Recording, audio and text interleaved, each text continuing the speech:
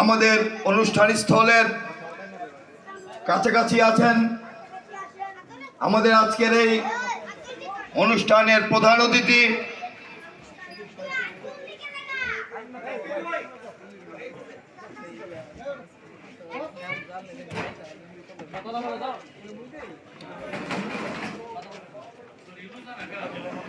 কাছাকাছি চলে এসেছেন আমাদের আজকের অনুষ্ঠানের প্রধান অতিথি এই ওয়ার্ডের সাবেক তিনবারের সফল কাউন্সিলর,